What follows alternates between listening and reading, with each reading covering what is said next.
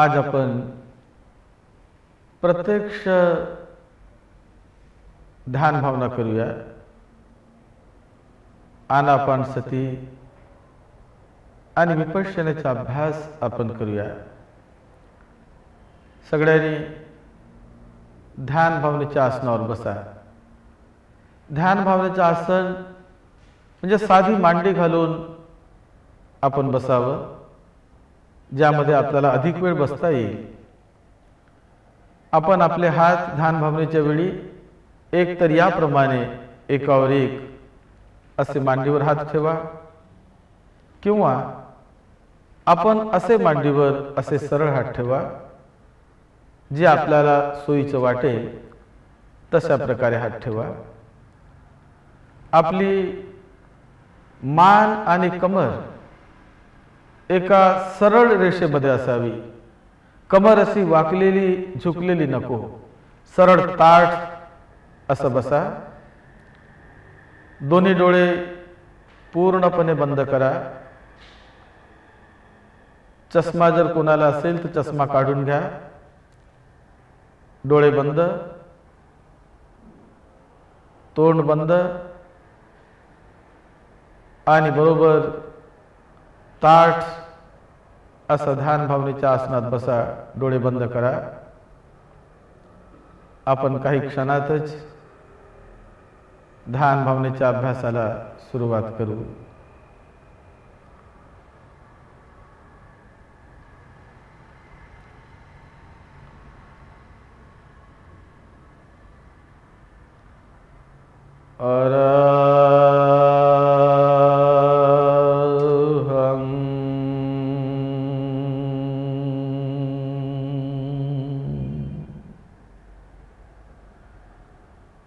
सम्मा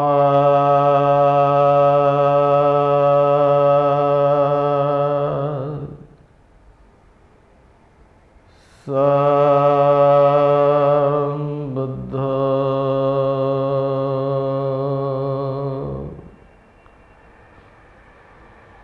बुद्ध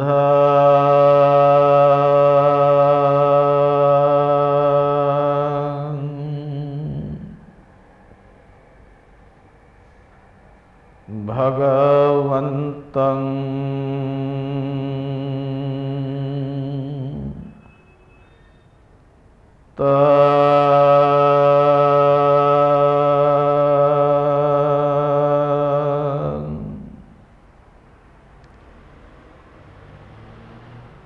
शिरसा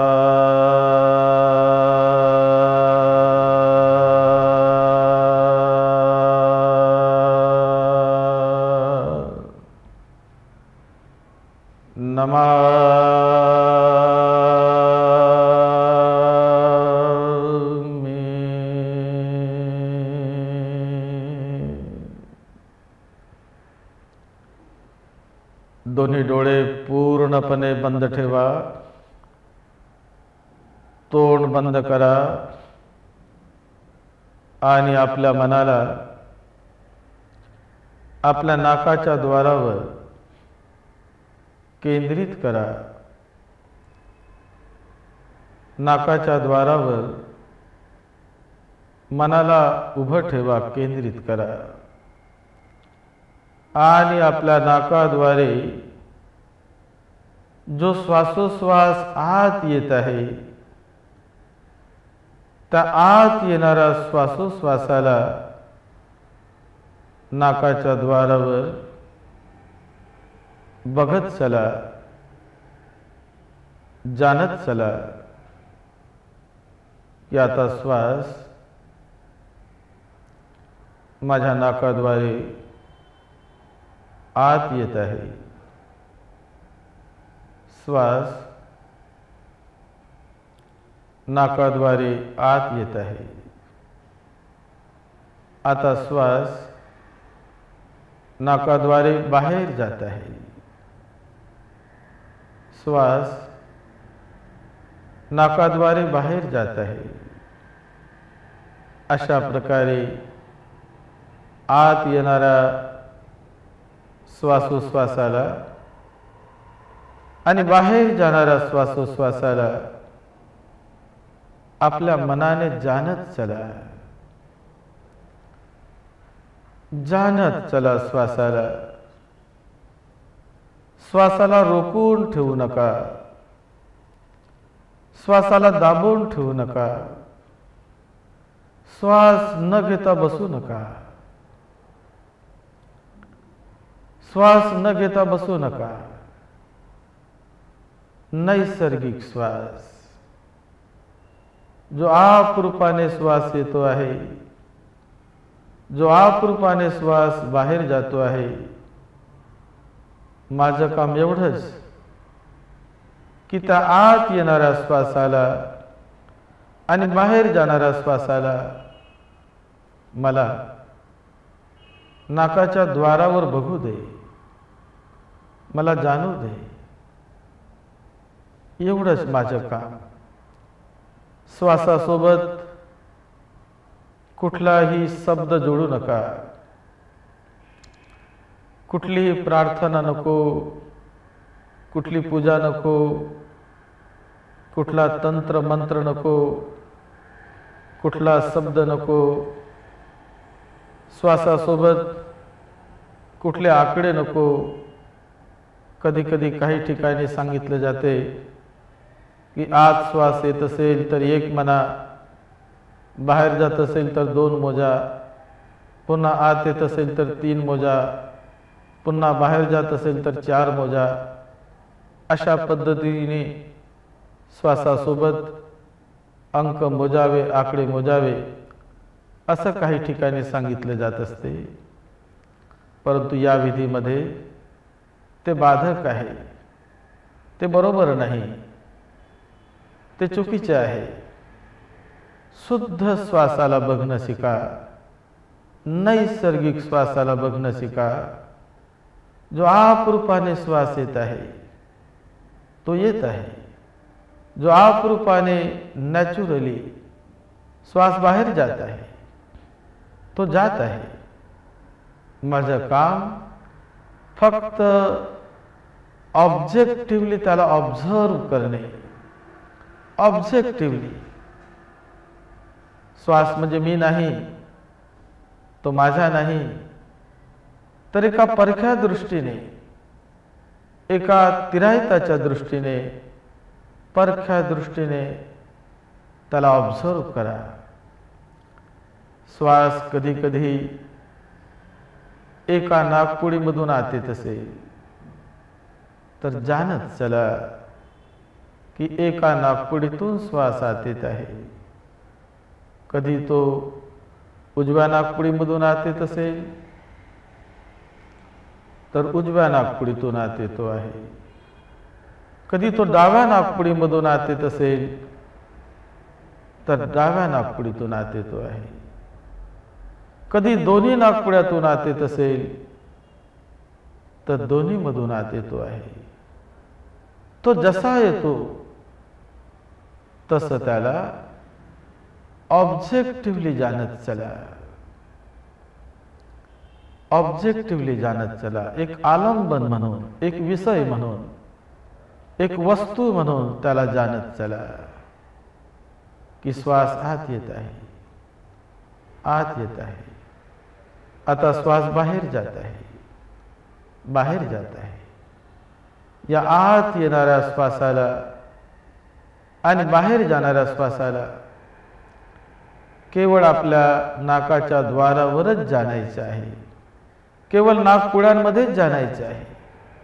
या श्वासाला घशात बघू नका, गळ्यात बघू नका.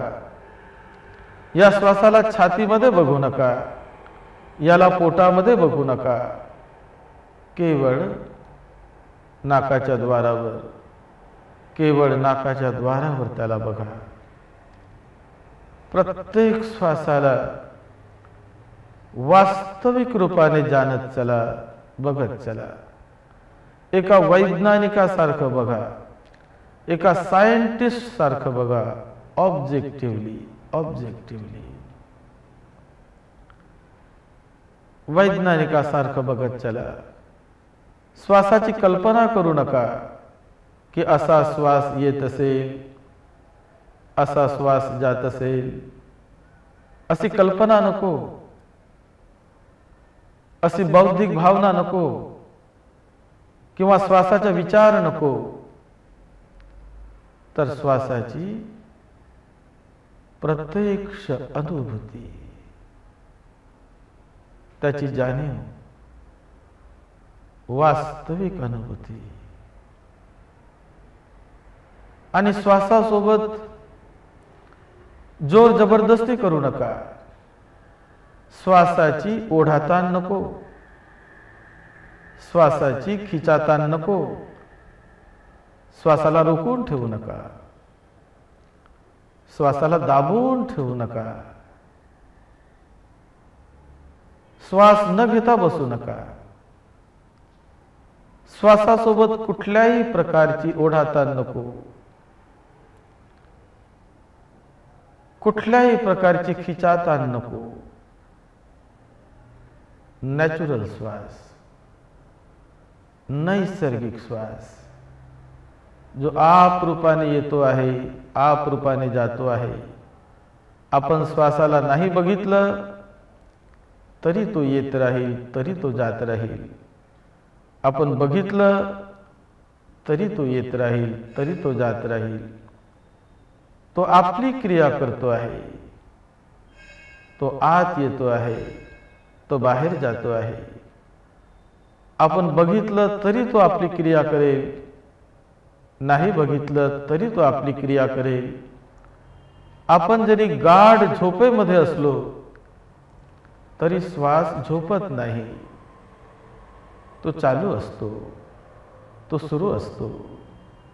तो निसर्ग नियमाने येत असतो, जात असतो, येत असतो, जात असतो.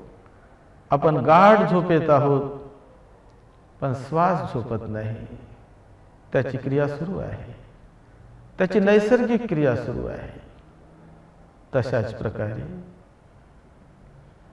या ठिकाणी आपण श्वासाला कंट्रोल करत नाही, श्वासाची ओढाताण करत नाही, तर शांत मांडी मारून बसले आहोत. मन आपलं आपल्या नाकाच्या द्वारावर आहे आणि नैसर्गिक रूपाने, स्वाभाविक रूपाने आत येणाऱ्या श्वासाला नाकाच्या द्वारावर आपण जाणत आहोत. नाकपुड्यांमध्ये जाणत आहोत की बघ आता श्वास आत येत आहे, बघ आता श्वास बाहेर जात आहे, आता श्वास आत येत आहे, आता बाहेर जात आहे, आत येत आहे, बाहेर जात आहे. अशा प्रकारे क्षणोक्षणी क्षणोक्षणी जागृत राहून आपण या श्वासाला बघत आहोत, त्याला जाणत आहोत, यथार्थ रूपाने जाणत आहोत. बरोबर असा अभ्यास करा, बरोबर अभ्यास करा. जर आपल्याला श्वास लक्षात येत नसेल, श्वास जर सापडत नसेल, तर यावेळी मात्र थोडंसं जाणीवपूर्वक हळूवार लंबा श्वास घ्या. जाणून बुजून आपण लंबा श्वास हळूवार घेतो आणि जाणतो की आता लंबा श्वास मी आत घेत आहे. नंतर जाणीवपूर्वक लंबा श्वास बाहेर सोडा. जाणतो की लंबा श्वास मी आता बाहेर सोडतो आहे. जाणीवपूर्वक लंबा श्वास आत घेतो आहे, जाणीवपूर्वक लंबा श्वास बाहेर सोडतो आहे. असं 2-3 वेळा करा आणि पुन्हा आपल्या स्वाभाविक श्वासावर या, नैसर्गिक श्वासावर या. लंबा श्वास म्हणजे खूप जोराचा नाही की जेणेकरून शेजाऱ्याला त्रास होईल, शेजाऱ्याला कळेल, असं नव्हे. लंबा श्वास केवळ मला कळावं, मला समजावं. जर श्वास आपल्या पकडण्यात येत नसेल, तो सापडत नसेल, तेव्हाच तेव्हाच फक्त हळूवार लंबा श्वास आत घ्या, हळूवार लंबा श्वास बाहेर सोडा. आणि एकदा हे लक्षात आलं की लगेच आपल्या नैसर्गिक श्वासावर या, नॅचरल श्वासावर या.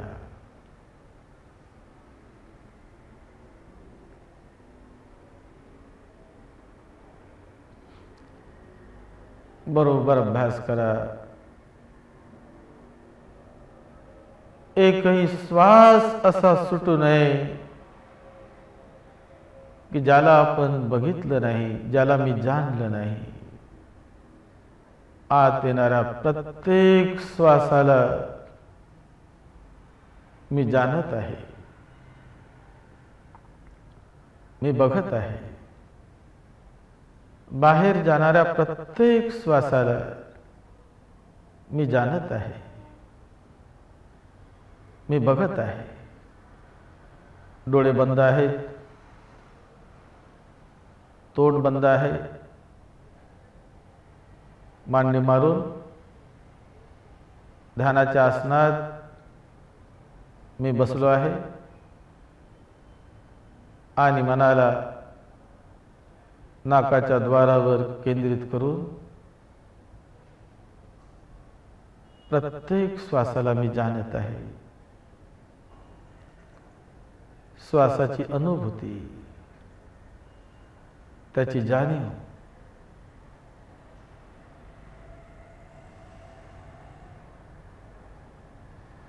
प्रत्येक श्वासाला जाणत चला. श्वासाला रोखून ठेवू नका. श्वास न घेता बसू नका. श्वासासोबत काहीही जोडू नका. श्वासासोबत कुठला शब्द नको, कुठली पूजा नको, कुठली प्रार्थना नको,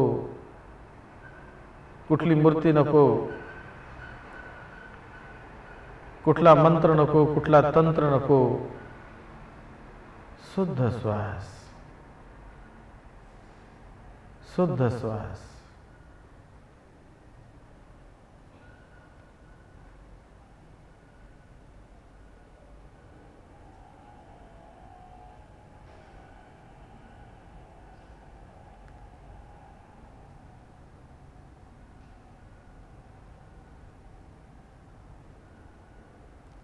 जर श्वास आपरूपाने दीर्घ श्वास येत असेल तर आता माझ्या नाकाद्वारे दीर्घ श्वास आत येत आहे. ऱ्हस्व श्वास म्हणजे लहान श्वास आत येत असेल तर लहान श्वास आत येतो आहे. बाहेर जाणारा श्वास लंबा असेल, दीर्घ असेल तर दीर्घ श्वास बाहेर जात आहे. ऱ्हस्व श्वास, लहान श्वास जर बाहेर जात असेल तर लहान श्वास बाहेर जात आहे. आत येणारा श्वास लंबा असेल तर लंबा आहे, आखूड असेल तर आखूड आहे, लहान असेल तर लहान आहे. आत येणारा श्वास, बाहेर जाणारा श्वास. हा बाहेर जाणारा श्वास लंबा असेल तर लंबा आहे, आखूड असेल तर आखूड आहे, लहान आहे.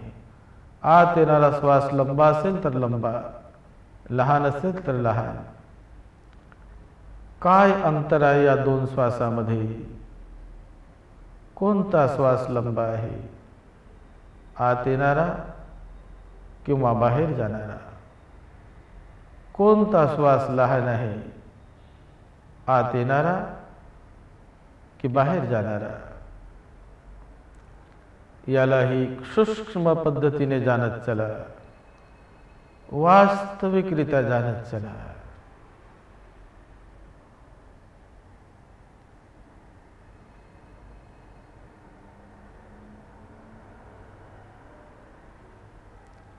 श्वास जसा असेल तसा, तो लंबा असेल तर लंबा, आखूड असेल तर आखूड, मोठा असेल तर मोठा, लहान असेल तर लहान. बुद्ध म्हणतात,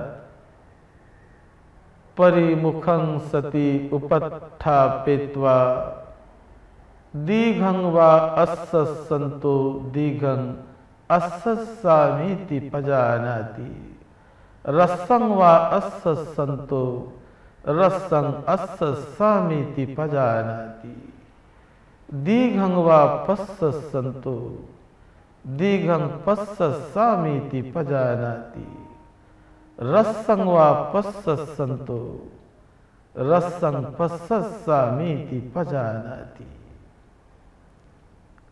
बुद्ध सांगतात की जर दीर्घ श्वास आत येत असेल तर दीर्घ श्वास आत येतो आहे असं जानत चला. जर ऱ्हस्व श्वास आत येत असेल, लहान श्वास आत येत असेल तर लहान श्वास आत येत आहे असं जानत चला.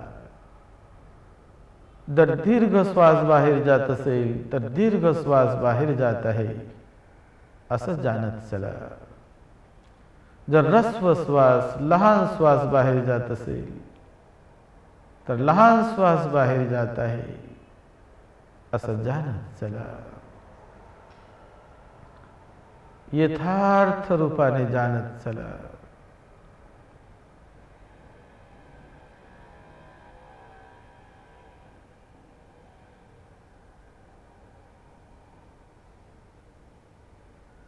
असा संकल्प करा की एकही श्वास असा सुटू नये की ज्याला मी जाणलं नाही, ज्याला मी ओळखलं नाही. आत येणारा श्वास किंवा बाहेर जाणारा श्वास या प्रत्येक श्वासाला जानत चला आणि तेही केवळ नाकाच्या द्वारावर, केवळ नाकपुड्यांमध्येच जाणायचे आहे. गळ्यामध्ये नको, घशामध्ये नको, छातीमध्ये नको, पोटामध्ये नको, इतर कोणत्याही जागेवर नको, केवळ नाकाच्या द्वारावर, नाकपुड्यांमध्येच, एवढ्यामध्येच त्याला जानत चला.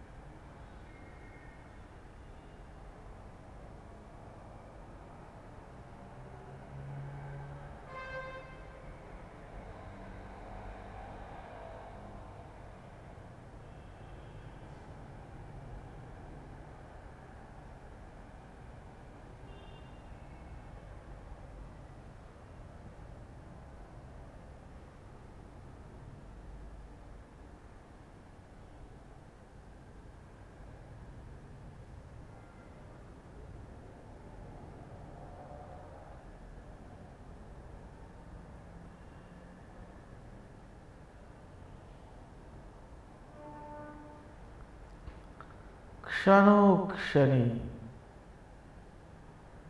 क्षणोक्षणी जागृत राहून प्रत्येक येणाऱ्या श्वासाला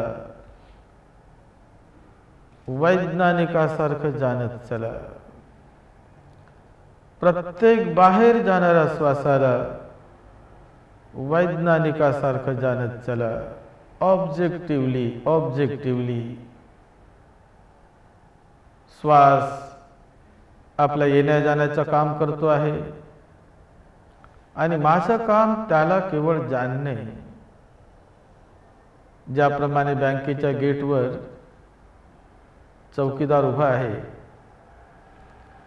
बँकेमध्ये आत येणारी माणसं, त्या माणसाला तो येताना बघतो की माणसं आत येत आहेत आणि त्या माणसाला तो जाताना बघतो की ते बाहेर जात आहे.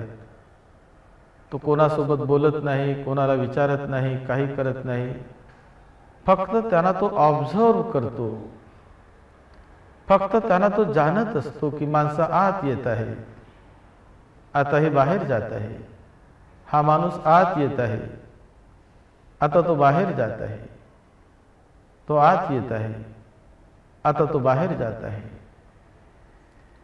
त्याचं काम केवळ ऑब्झर्व करणे, ऑब्जेक्टिव्हली ऑब्झर्व करणे. अशाच प्रकारे एका चौकीदारासारखं आपल्या नाकाच्या द्वारावर मनाला उभं ठेवा आणि जो श्वास आत येतो त्याला जाणा की श्वास आता आत येत आहे. आता तो बाहेर जातो, त्याला जाणत चला की आता तो बाहेर जात आहे. ऑब्जेक्टिव्हली त्याला जाणत चला. ज्याप्रमाणे बँकेच्या गेटवर उभा चौकीदार तो कोणाशी काही बोलत नाही, कोणाला काही विचारत नाही, केवळ तो त्याच्याकडे लक्ष ठेवतो, सतर्कतेने त्यांना बघत राहतो. अशाच प्रकारे मनाला सतर्क ठेवा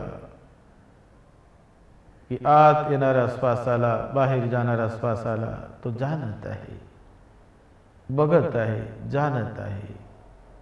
observing objectively, just observing objectively. Mere breath, incoming breath, outgoing breath, just observing objectively.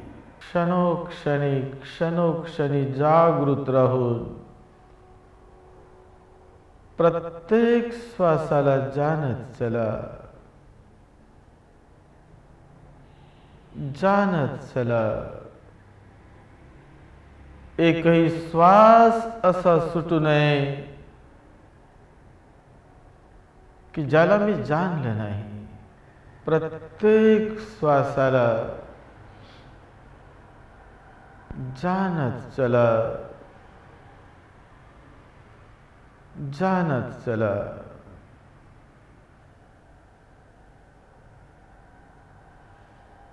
Objectively जाणत चला, वैज्ञानिकासारखं जाणत चला.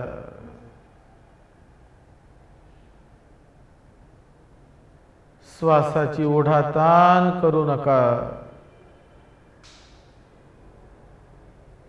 श्वासासोबत काहीही जोडू नका.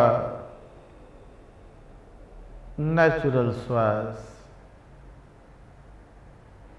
नैसर्गिक श्वास.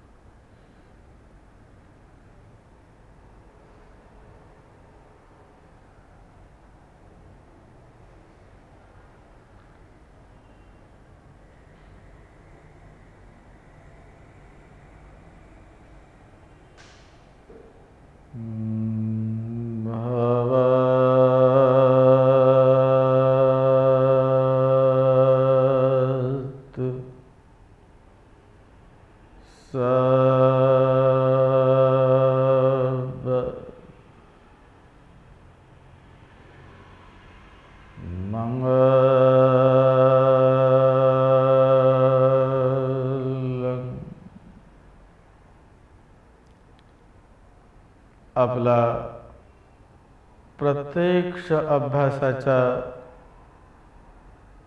क्लास संपते वेळी मी 3 वेळा भवतु सब्ब मंगलम म्हणे.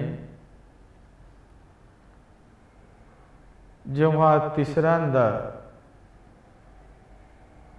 मी भवतु सब्ब मंगलम म्हणे त्यानंतर आपण सगळ्यांनी एका स्वरात साधू,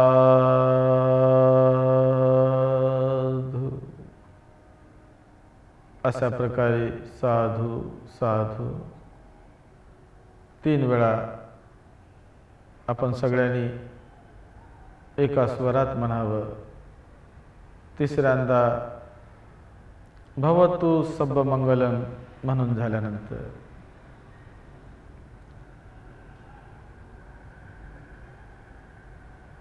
भवतु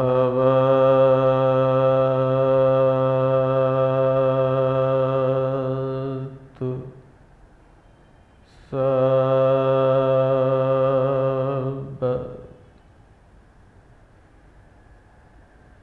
मंगलम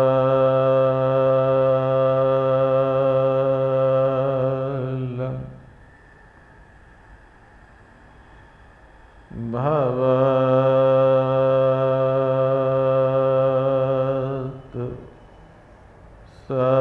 सब्ब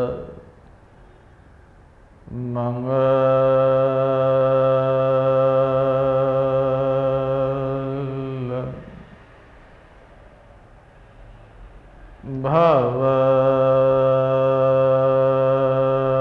भवतु सब्ब मंगलम.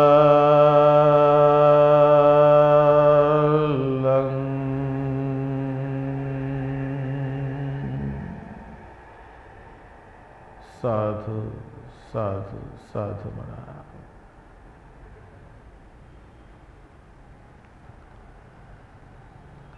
हा जो आपण प्रत्यक्ष अभ्यास केला, आपल्या नाकाच्या द्वारावर मनाला केंद्रित करून येणाऱ्या जाणाऱ्या श्वासाला बघण्याचा अभ्यास. तर हा अभ्यास श्वासाचा अभ्यास नाही, ही श्वासाची एक्झरसाइज नाही. तर हा कसला अभ्यास आहे? हा अभ्यास आहे मनाचा, की जो श्वास येतो जातो, निसर्ग रूपाने येतो जातो, त्या येणाऱ्या जाणाऱ्या श्वासाला आपण आपल्या मनाने जाणणं शिकतो, बघणं शिकतो. म्हणजे आपलं मन त्या श्वासाला जाणत आहे, बघत आहे. आणि असं करता करता आपलं मन हे एकाग्र होईल. आपल्या मनाची एकाग्रता वाढेल, मनाची स्मरणशक्ती वाढेल, मनाचा सतर्क भाव वाढेल, जागृत भाव वाढेल. म्हणजे मोघम आणि सूक्ष्म, सूक्ष्मात सूक्ष्म असं बघण्याची सामर्थ्यता मनामध्ये निर्माण होईल. हा खरा अभ्यास मनाचा आहे. श्वास हा फक्त आलंबन आहे, श्वास हा फक्त ऑब्जेक्ट आहे. ऑब्जेक्टिव्हली आपण त्याला बघतो, परंतु खऱ्या अर्थाने हा अभ्यास आहे मनाचा. आणि श्वासाला बघता बघता आपल्याला आपलं मन हळूहळू समजायला लागेल की कसं आहे माझं मन. माझं मन एकाग्र होतो की नाही, माझं मन एका जागेवर थांबतो की नाही, हे आपल्याला समजायला लागेल. आपल्या मनाची आपल्याला जाणीव होईल की कुठे जाते माझं मन, थांबते का एका जागेवर की थांबत नाही. जसं आपण संशोधन करू तसं कळेल की माझं मन, आपण म्हणतो की श्वासाला बघ बघ, पण किती वेळा बघतो? काही 2-4 मिनिट बघतो आणि लगेच बघता बघता लगेच माझं मन एखाद्या भूतकाळाच्या आठवणीमध्ये उडी मारतो. लगेच भूतकाळाच्या गोष्टी आठवतात. कधी घरची गोष्ट, कधी कामधंद्याची गोष्ट, कधी मित्रांची आठवण येते, कधी मुलाबाळांची आठवण येते, कधी कामाधंद्याची आठवण येते, भूतकाळातील. तर लगेच काही वेळ तिथे थांबतो आणि लगेच तो भविष्यामध्ये उडी मारतो. लगेच भविष्याची आठवण येते की उद्या मला काय करायचे आहे, परवा मला काय करायचं आहे, पुढच्या आठवड्यात काय करायचं आहे, मला हे केलं पाहिजे, ते केलं पाहिजे, असं करायचं, तसं करायचं. म्हणजे लगेच मन भविष्यामध्ये उडी मारतो. पुन्हा लगेच भविष्यातून लगेच तो भूतकाळामध्ये येतो, लगेच भविष्यामध्ये जातो. अशा प्रकारे आपलं मन हे कसं भूतकाळामध्ये जाते, भविष्यामध्ये जाते, इथे भटकते, तिथे भटकते, ही आठवण, ती आठवण, ती आठवण, ही कल्पना, ती कल्पना, अशा प्रकारच्या कल्पनेमध्ये, आठवणीमध्ये आपलं मन भटकत असते. त्याची आपल्याला अनुभूती व्हायला लागेल. एका जागेवर तो थांबत नाही. आणि पुन्हा जर आपण त्याचं परीक्षण केलं की भूतकाळाच्या कुठल्या आठवणीमध्ये तो जात असते. एखादी आठवण मला प्रिय वाटत असेल तर ती प्रिय आठवण त्यामध्ये बन जाते. एखादी गोष्ट मला अप्रिय वाटत असेल तर ती अप्रिय गोष्ट मनामध्ये येते, त्या आठवणीत मन गुंतते. आणि जर अप्रिय असेल तर लगेच मन तिथल्या तिथे द्वेषाची भावना करतो, अरे हे नको, हे नको, हे नको. प्रिय असेल तर लगेच मन आसक्तीची भावना करतो, लोभाची भावना, हे पाहिजे, असं झालं पाहिजे, असं घडलं पाहिजे. पण ते तर भूतकाळातील होतं, संपून गेलं. परंतु त्याच्या आठवणीमध्ये मन गुंतते आणि रागा, द्वेषाची, लोभाची भावना निर्माण करते. त्याचप्रमाणे भविष्य काळात एखादी प्रिय गोष्ट असेल भविष्यातील, तर पाहिजे, असं झालं पाहिजे, असं घडलं पाहिजे, असं भविष्याचं चिंतन करतो. आणि एखादी अप्रिय गोष्ट भविष्याबद्दल आठवत असेल, अरे असं व्हायला नको, असं व्हायला नको, असं व्हायला नको, तिच्याबद्दल तो द्वेष निर्माण करतो. म्हणजे भविष्य सत्य नाही, कल्पनेमध्येच तो गुंततो. आणि त्याच कल्पनेवर द्वेषाची प्रतिक्रिया, लोभाची प्रतिक्रिया, रागाची प्रतिक्रिया, भीतीची प्रतिक्रिया, अशा प्रकारे हे संस्कार भ्रमभ्रांतीवर, कल्पनेवर तो पेरत राहतो. याला म्हणतात मनाची अशुद्धता. खऱ्या अर्थाने माणूस भूतकाळामध्ये जगू शकत नाही, कारण की भूतकाळ संपलेला आहे, त्याच्यात नाही जगता येत. माणूस भविष्य काळामध्ये जगू शकत नाही, कारण की भविष्य अजून यायचे आहे. परंतु आपण जगण्याची चेष्टा करतो, भूतकाळात जगण्याचा प्रयत्न करतो त्याची आठवण करून, भविष्य काळात जगण्याचा प्रयत्न करतो त्याचं कल्पना करून. पण ही भ्रांती झाली. भूतकाळात जगता येत नाही, भविष्य काळात जगता येत नाही, जगता येते वर्तमान काळात, या क्षणात, या काळात जगता येते. आणि म्हणून धम्म म्हणजे वर्तमान काळात जगण्याची कला. वर्तमान काळात जे काही असेल, या क्षणात जे काही घडते ते मला जाणू दे, मला बघू दे, वर्तमान काळात जगणं शिकू दे. म्हणून हा विपश्यनेचा मार्ग, हा आनापानसतीचा मार्ग आपल्याला वर्तमान क्षणात जगण्याची कला शिकवते. कारण की जेव्हा आपण श्वासाला बघतो तर श्वास भूतकाळातील नाही, हा श्वास भविष्यातील नाही, श्वास या क्षणातील आहे, वर्तमान क्षणातील आहे. आणि म्हणून आपण या मनाला सवय लावतो की तू वर्तमान क्षणात बघ, जाण श्वासाला. आणि या श्वासाला जाणता जाणता आपल्याला मन समजायला लागते. आणि त्यानंतर आपण त्याला वर्तमानात आणण्याचा प्रयत्न करतो. मनाची एकाग्रता वाढते, मनाची स्मृती वाढत असते, मनाचा जागृत भाव वाढतो, मनाची आध्यात्मिक शक्ती वाढते, आंतरिक ऊर्जा निर्माण होत असते. आणि अनेक फायदे त्यामुळे होत असतात. मन जागृत होतो, अवेकनिंग, अलर्टनेस, अवेकनिंग हे भाव वाढत असतात. वन पॉइंटेडनेस, एकाग्रता वाढत असते. आणि एकाग्र मन हा मोठा कल्याणाचा असतो, जागृत मन मोठा कल्याणाचा असतो. स्मृती वाढत असते. क्षणोक्षणी क्षणोक्षणी मनाला जागृत ठेवून आपण जो श्वासाला बघत आहोत, स्मृती वाढते, स्मरणशक्ती वाढते. आणि म्हणून विद्यार्थ्यांसाठी, अभ्यास करणाऱ्या विद्यार्थ्यांसाठी हा अभ्यास मोठा कल्याणाचा असतो, मोठा कल्याणाचा असतो. कारण की त्याची स्मरणशक्ती वाढते, अभ्यास करण्याची शक्ती वाढते, आठवण राहत असते केलेल्या अभ्यासाची. म्हणून मोठा कल्याणाचा अभ्यास आहे. त्याचे अनेक फायदे आहेत. हा तर फक्त आनापानसतीचा एक लहानसा भाग आहे. याचप्रमाणे आपण पुन्हा पुन्हा शिकूया, पुन्हा पुन्हा शिकूया. आणि आपल्या मनाला निर्मळ करणे शिका, मनाला परिशुद्ध करणे शिका, मनाला संयमित करणे शिका, मनाला जिंकणे शिका. असा मार्ग तथागत बुद्धांनी आपल्या सगळ्यांसाठी शिकवला आहे. अभ्यास करा, सगळ्यांचं कल्याण हो, सगळ्यांचं मंगल हो. भव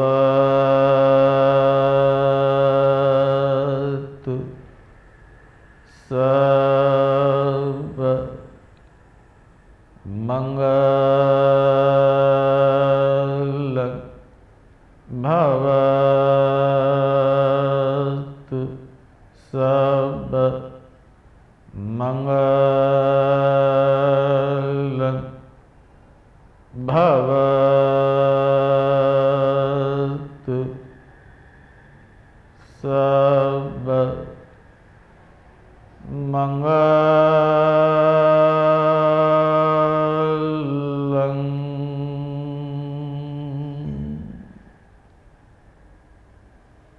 सगळ्यांना